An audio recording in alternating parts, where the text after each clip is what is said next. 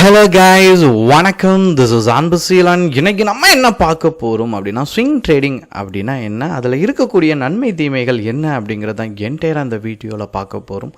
பிகினராக இருக்கிறீங்க அப்படின்னா இந்த வீடியோ ஸ்கிப் பண்ணாமல் முழுமையாக பாருங்கள். ஸோ ஒரு ட்ரேட் ரொம்ப முக்கியமான விஷயம் என்ன அப்படின்னா, ட்ரேடிங்க்கு நீங்கள் எந்த மாதிரியான ட்ரேடர் அப்படிங்கிறத ஃபைண்ட் அவுட் பண்ணணும். மார்க்கெட்டில் நீங்கள் நல்லா கவனிச்சிங்க அப்படின்னா, இந்த risk taker, risk lover, risk அவேரர் அப்படின்னு சொல்லி 3 பேர் இருப்பாங்க.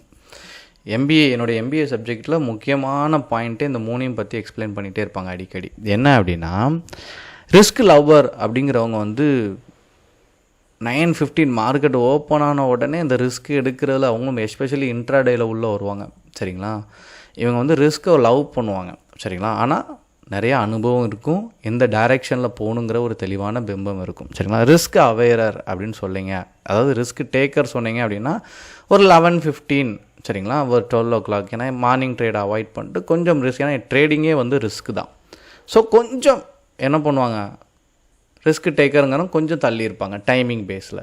ரிஸ்க் அவேரர் அப்படிங்கிறவங்க தான் இந்த ஸ்விங் ட்ரேடிங், பொசிஷனல் ட்ரேடிங் அப்படின்னு வருவாங்க. ஏன் அப்படின்னா, இவங்க ரிஸ்க் எடுக்க விருப்பப்பட மாட்டாங்க. எனக்கு என்ன வேணும் அப்படின்னா, ஒரு பீஸ்ஃபுல்லான ஒரு ட்ரேடிங் வேணும், கன்சிஸ்டண்ட்டாக ப்ராஃபிட்டை மேக் பண்ணும் அப்படின்னு நினச்சிங்கன்னா ஸ்விங் ட்ரேடிங்க்கும் பொசிஷனல் ட்ரேடிங்க்கும் ஒரு நல்ல ஒரு வாய்ப்புன்னு தான் சொல்லுவோம். ஏன் அப்படின்னா, உங்களுக்கு நல்லா ரிசர்ச் பண்ணுறதுக்கு டைம் இருக்கும், கற்றுக்கிறதுக்கும் டைம் இருக்கும், நல்லா எக்ஸ்பீரியன்ஸ் கெயின் பண்ணிட்டீங்க அப்படின்னா அந்த ஒர்க் பண்ணுறவங்களுக்கு எல்லாத்துக்குமே கம்ஃபர்டபுளாக இருக்கக்கூடியது ஸ்விங் ட்ரேடிங் தான்.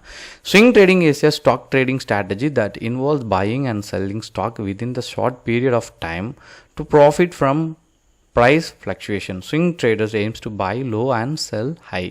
அதாவது ஸ்விங் ட்ரேடிங்கை பொறுத்த மட்டும் என்ன பண்ணணும் அப்படிங்கிறது தெளிவாக இருக்கணும். இந்த சப்ளைனா என்னன்னு தெரியணும், உங்களுக்கு டிமாண்ட் அப்படின்னா எங்கேன்னு தெரியணும். ஏன்னா ஒரு ஷேரோட ரெக்யர்மெண்ட், டிமாண்ட் எங்கே இருக்கும் அப்படின்னு தெரிஞ்சால் தான் ஸ்விங் ட்ரேடிங்க்கு ரொம்ப கம்ஃபர்டபுளாக இருக்கும். அவங்க பை லோ ப்ரைஸில் என்ன பண்ணுவாங்க, பை பண்ணுறதுக்கு விருப்பப்படுவாங்க.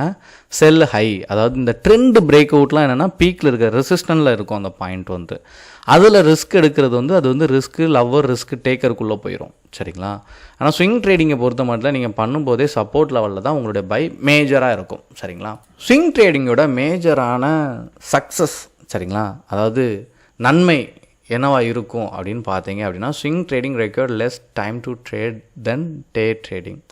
அதாவது நீங்கள் டே ட்ரேடிங் எடுக்கிறீங்க அப்படின்னா காமாக இருக்கணும், உங்களுக்கு மணியை மேனேஜ் பண்ண தெரிஞ்சிருக்கணும், ஒரு பக்காவான ஸ்ட்ராட்டஜி இருக்கணும், ஸ்கால்பிங்னா என்னென்னு தெரிஞ்சிருக்கணும், கான்ட்ரா ட்ரேடிங்னா என்னென்னு தெரிஞ்சிருக்கணும், ட்ரேடுக்குள்ளே ஒரு ஸ்டாக் செலெக்ஷன் எப்படி இருக்குன்னு தெரியணும், எங்கே என்ட்ரி, எங்கே எக்ஸிட், எங்கே டார்கெட் இருக்கணும், எங்கே ஸ்டாப் லாஸ் இருக்கணும்.